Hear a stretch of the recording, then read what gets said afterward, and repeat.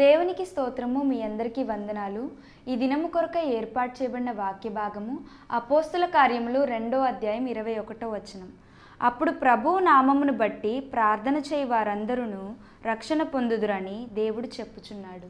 ఆమేన్. దేవునికి స్తోత్రం. హల్లెలూయా, హల్లెలూయా. మన ప్రభువును ప్రియ రక్షకుడైనటువంటి నజరేయుడైన యేసు క్రీస్తు ప్రశస్తమైన నామములో ఆయన హెచ్చవలసి ఉన్నది. హీ మస్ట్ ఇంక్రీజ్ అనేటువంటి అనుదిన ఆత్మీయ కార్యక్రమ వీక్షకులైన శాంతి టీవీలో ప్రసారం అవుతున్నటువంటి సుమారు 3 సంవత్సరాలకు పైగా కొనసాగుతున్నటువంటి ప్రసారం అవుతున్నటువంటి కార్యక్రమ వీక్షకులైన ఆత్మీయ బంధువులైన మీ అందరికీ నా ప్రత్యేకమైన వందనాలు తెలియజేస్తున్నాను. దేవుని స్తోత్రం. హల్లెలూయా, స్తోత్రం. సాధారణంగా ఉదయకాలము ఏమైనా మెడిటేషన్సో లేకపోతే ఏదైనా జనరల్ విషయాలు, ఏదైనా సెక్యులర్ పొలిటికల్ విషయాలు చూడడానికే ప్రజలు ఇష్టపడతారు, ఏదైనా మ్యూజిక్ వినడానికి ఇష్టపడతారు. అటువంటిది మీరు శాంతి టీవీ ఓపెన్ చేసి ఈ కార్యక్రమాన్ని చూస్తున్నారు. అందరి బట్టి నేను ప్రభు నామాన్ని మహిమపరుస్తున్నాను. అలాగే స్టే ట్యూన్, అలాగే ఉండండి, ఛానల్ మార్చొద్దు. కొద్దిసేపు దేవుని మాటలు విందాం. ఈ మాటల్లోంచి ఏదో ఒక మాట దేవుడి మాటగా మీరు భావించి ఏదో ఒక మాట మిమ్మల్ని పట్టుకునే అవకాశం ఉంటుంది. ఒక్క మాట మీ జీవితాన్ని మార్చేటువంటి అవకాశం ఉంది. దేవుని సేవకునిగా ఒకరి పేరు ప్రఖ్యాతులు ప్రసిద్ధిగా ఉంచిన దేవుని సేవకుని కాకపోయినప్పటికీ దేవుడు ఎవరి ద్వారానైనా మాట్లాడగలడు. పాపులర్ పర్సన్స్ ద్వారానో విఐపీస్ ద్వారానో దేవుడు మాట్లాడే రూల్ ఏం లేదు. గాడిద ద్వారా దేవుడు మాట్లాడించడం దేవునికి సాధ్యమైతే గాడిద లాంటి వారి ద్వారా దేవుడు ఖచ్చితంగా మాట్లాడగలడు. గాడిద ద్వారా ప్రవక్త యొక్క వెర్రితనమును అడ్డగించనట. మాట్లాడి చెప్పు. గాడిదకు నోరునిచ్చి, మూగజీవికి నోరునిచ్చి.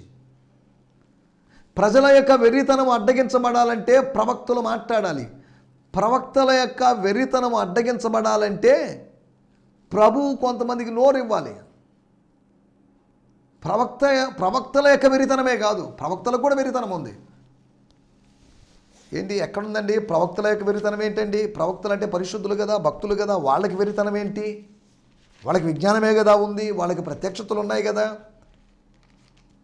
స్తోత్రం. హల్లెలూయా, స్తోత్రం. మాట చెప్పినప్పుడు ఒక మాట మీకు చదువుతాను. స్తోత్రం. పేతురు రాసినటువంటి 2వ పత్రిక, స్తోత్రం, పేజీ నెంబర్ 219, 16వ వచనం. ఆ బిలాము దుర్నీతి వలన కలుగు బహుమానమును ప్రేమించను. బహుమానమును ప్రేమించాడంట. దేనివలన? నీతి వలన కలుగు బహుమానం కాదు, దుర్నీతి వలన కలుగు బహుమానమును ప్రేమించాడు. అయితే తాను చేసిన అతిక్రమము నిమిత్తం, తను ఏం చేశాడట? అతిక్రమము నిమిత్తం గద్దింపబడెను. ఎట్లనగా, ఎలా గద్దించబడ్డాడండి అని అడిగితే దానికి వివరణ ఇస్తున్నాడు. అనగా అతిక్రమము చేశాడు.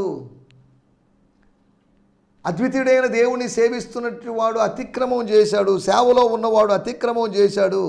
అతిక్రమము నిమిత్తము లేకపోతే అపరాధము నిమిత్తము గద్దించబడ్డాడు. ఎలాగా? నోరు లేని గార్ధబము మానవ స్వరముతో మాట్లాడి ఆ ప్రవక్త యొక్క వెర్రితనమును అడ్డగించను. వెర్రితనము అడ్డగించను అంటే ఏమని అర్థం? వాడుక భాషలో కూడా చదువుకుందాం. 2వ పేతురు పత్రిక 2వ అధ్యాయము 16వ వచనం. ఆ బిలాము అంటే తిన్నని మార్గమును విడిచినటువంటి బిలాము. అతని గురించి రాయబడిన మాటలు, ఇంట్రడక్షన్స్ చూడండి. ఆ బిలాము అంటే తిన్నని మార్గం విడిచిన బిలాము, బెయోరు కుమారుడైన బిలాము, త్రోవ తప్పిపోయిన బిలాము, బహుమానమును ప్రేమించిన బిలాము, అతిక్రమం చేసిన బిలాము, వెర్రితనములో ఉన్నటువంటి బిలాము, అడ్డగించబడిన బిలాము. ఇవి బిలాము గురించి చెప్పుకోవాల్సిన విషయాలు. చదువుదాం వాడుక భాషలో కూడా 2వ అధ్యాయం 16వ వచనం. ఈ బిలాము మాటలు రానటువంటి ఒక గాడిద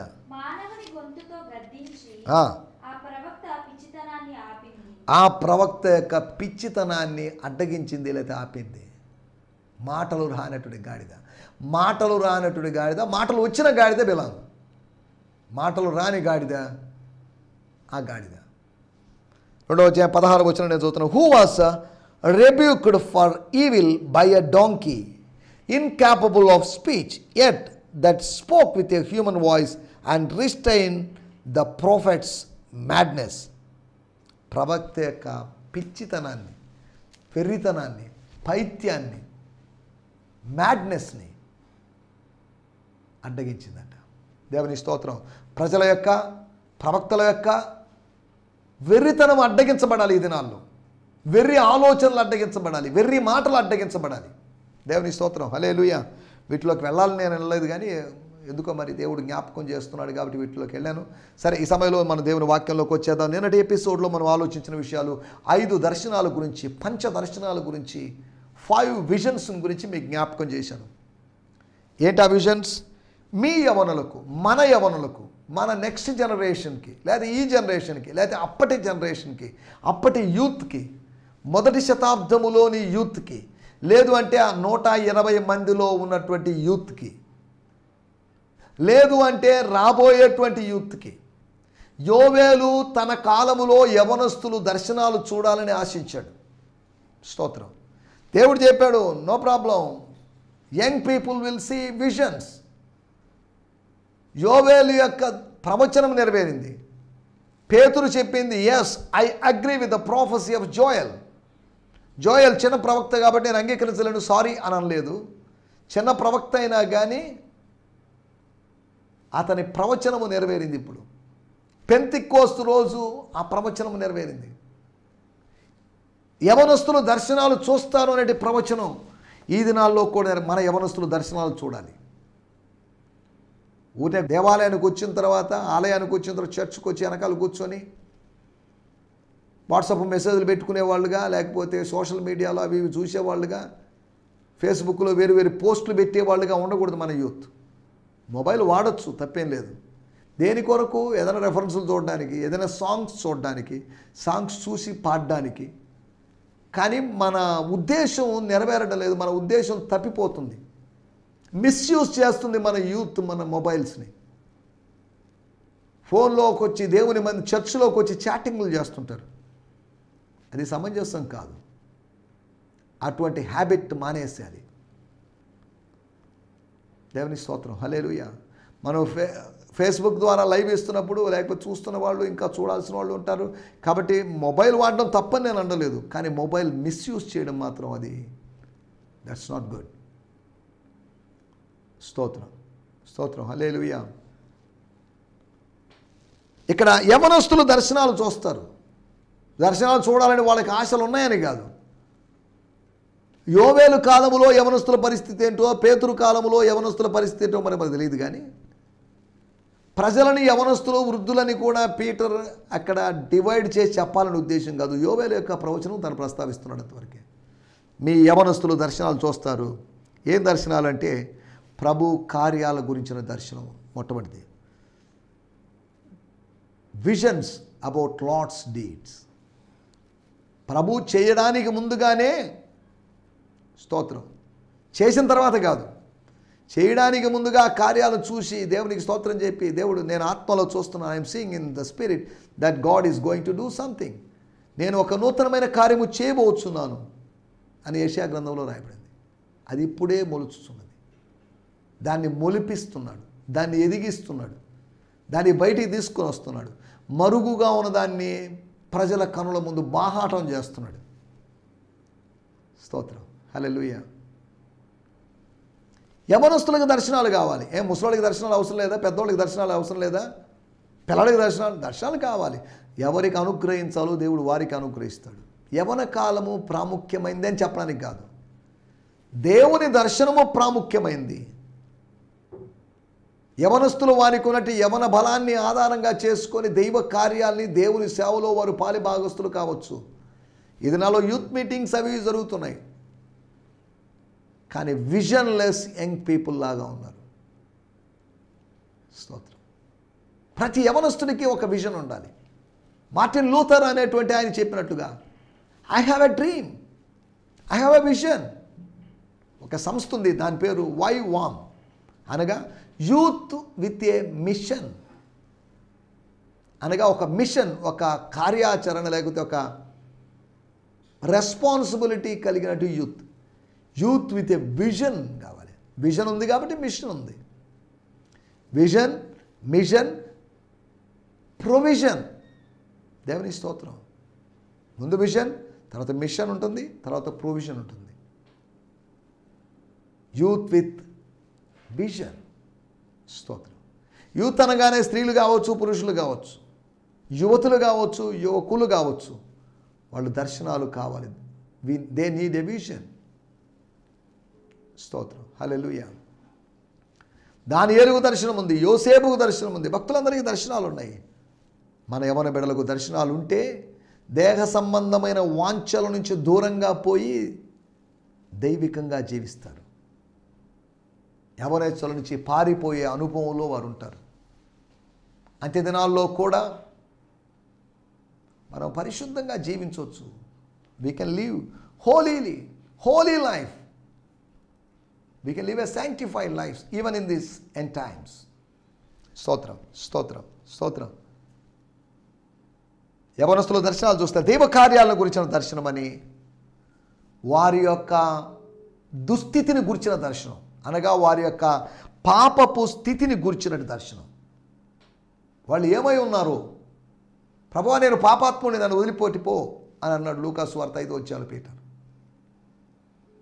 యెషయా అన్నాడు తన మినిస్ట్రీ యొక్క స్టార్టింగ్లోనే, ఓ సారీ లార్డ్, ఐఎమ్ సారీ.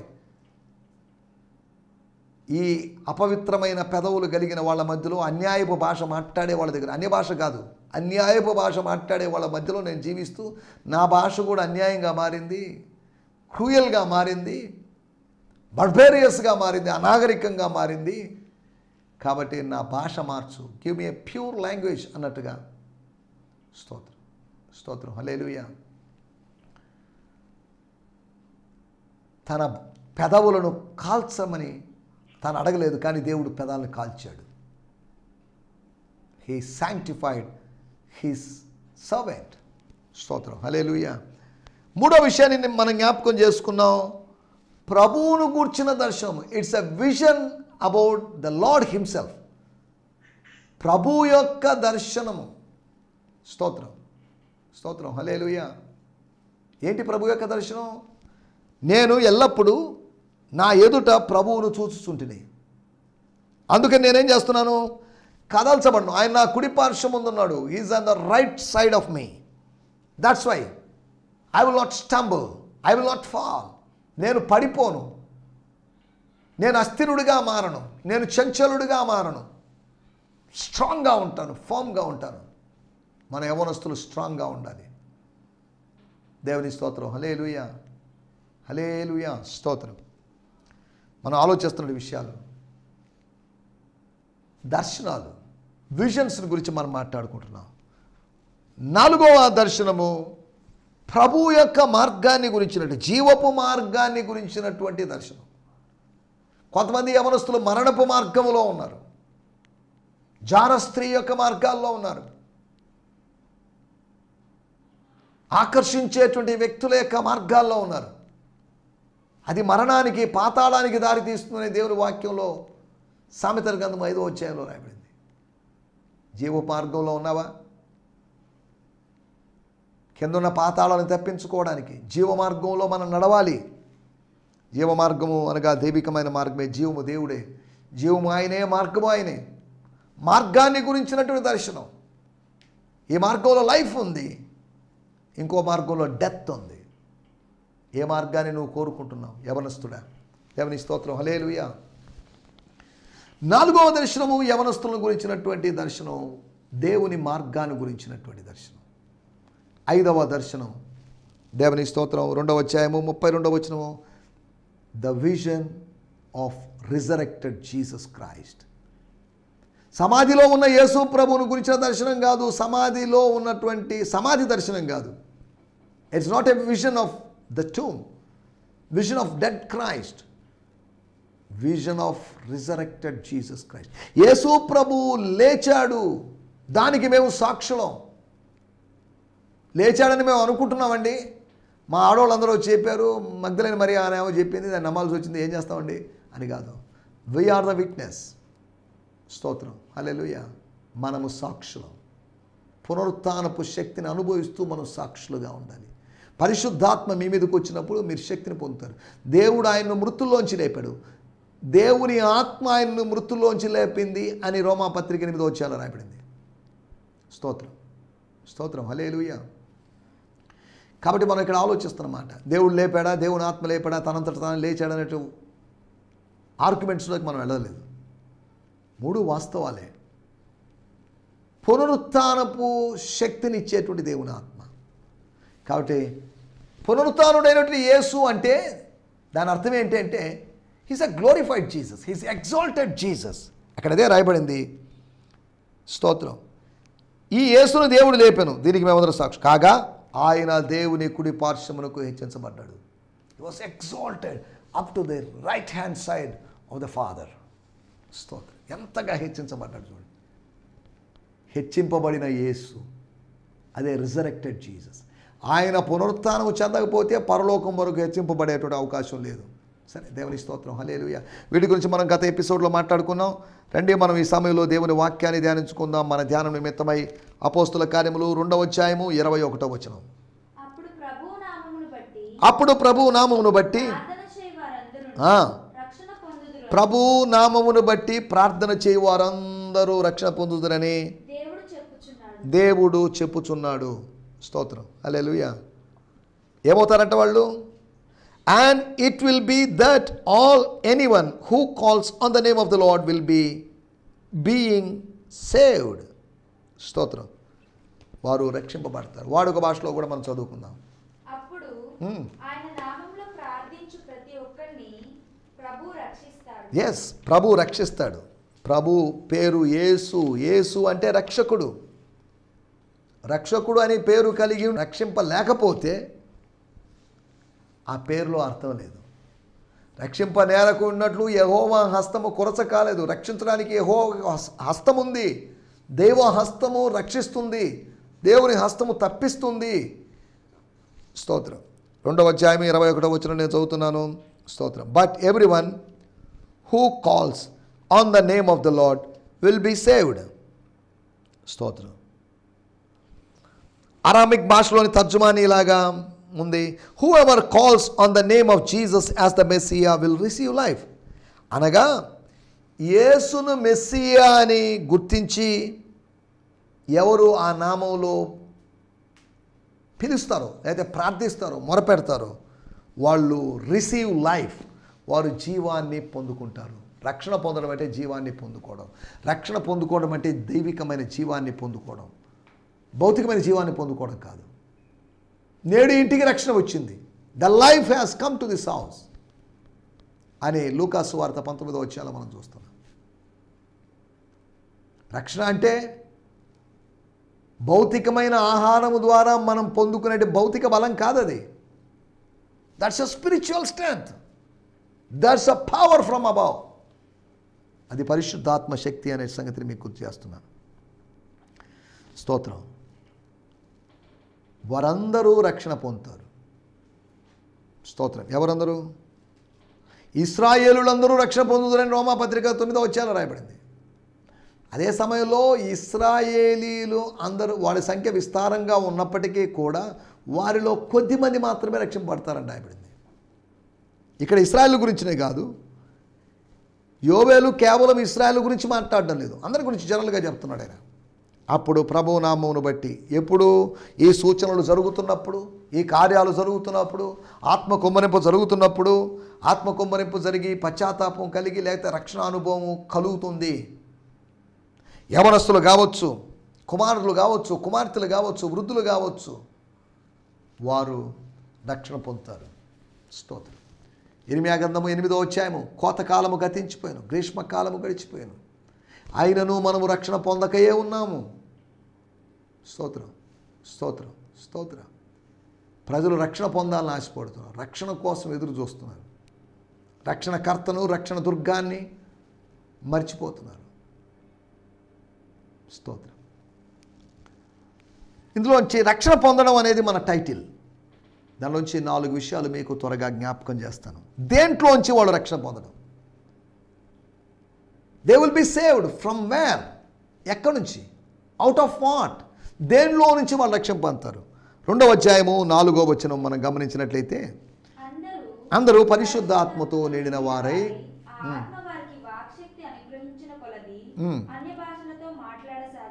దేవుని స్తోత్రం.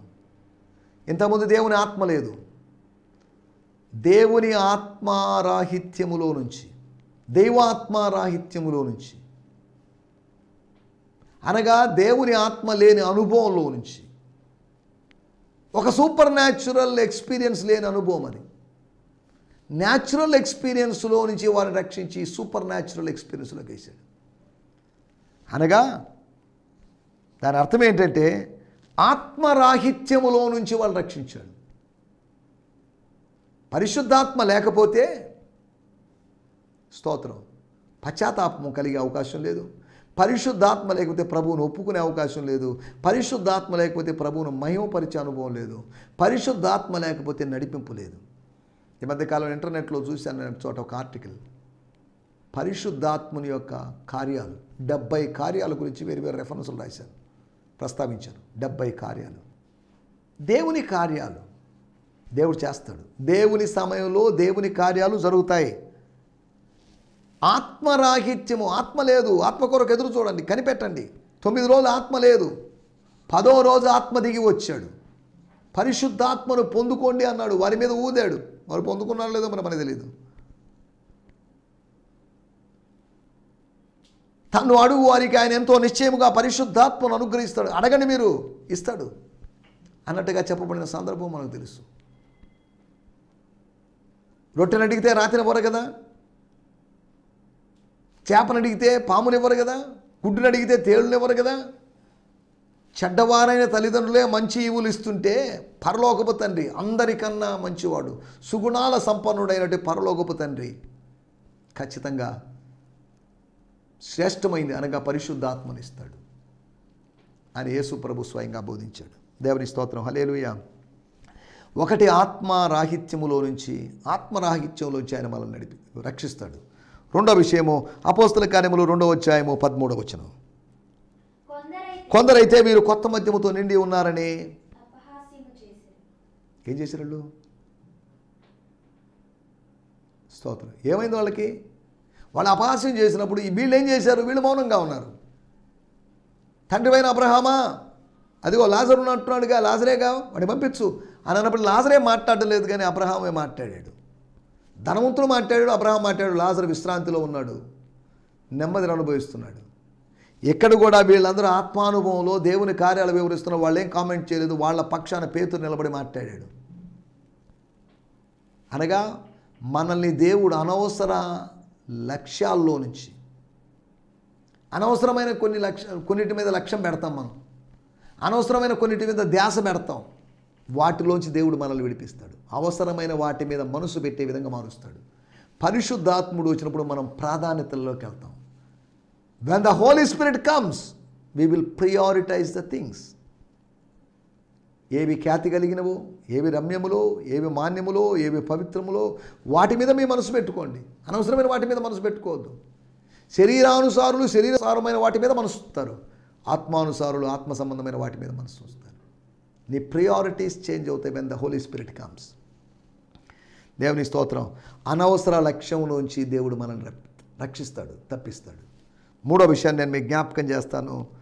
2వ అధ్యాయము 17, 18 వచనాల్లో రాయబడింది, మీ కుమారులు మీ కుమార్తెలు చూడాల్సిన అవసరం లేదు, ప్రవచిస్తారు. ప్రవచనం, దర్శనాలు, కలలు.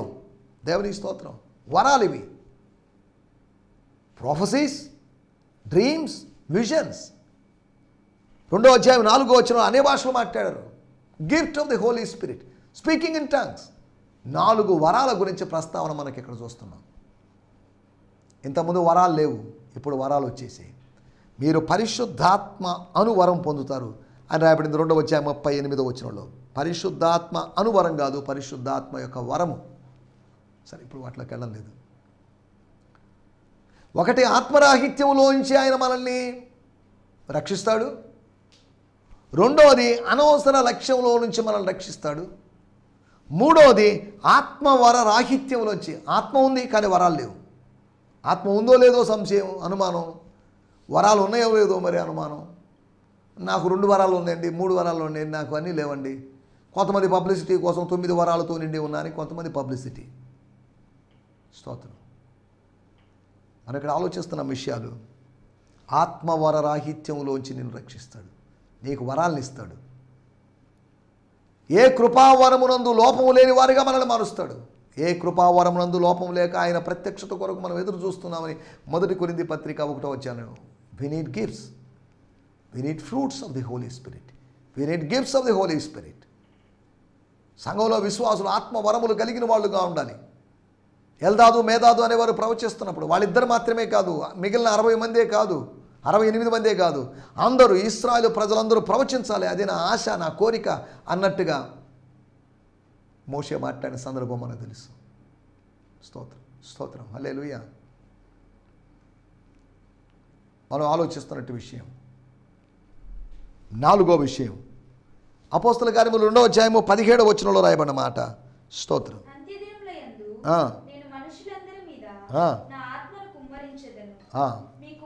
మీ కుమారులను మీ యవనులకు దర్శనములు కలుగును. ఆత్మీయ దర్శన రాహిత్యములో నుంచి మనల్ని ఆయన రక్షిస్తాడు. ఆత్మరాహిత్యములో నుంచి, అనవసర లక్ష్యములో నుంచి, 3వది ఆత్మ వరరాహిత్యంలో నుంచి, ఆత్మ దర్శన రాహిత్యంలో నుంచి. ఆత్మీయ దర్శనాలు లేవు. ఏమన్నా ఉంటే మన వాళ్ళకి పేడ కళ్ళు వస్తున్నాయి కానీ పరలోకపు కళలు రావడం లేదు, పరలోకపు దర్శనాలు రావడం లేదు. యవనస్తున్నట్టు యోసేపుకు వచ్చిన దర్శనాలు రావడం లేదు. ఎంతసేపటికి పిచ్చి పిచ్చి కళలు వస్తున్నాయి. స్తోత్రం. పేడ కళలతో మన ప్రజలు బాధపడుతున్నారు.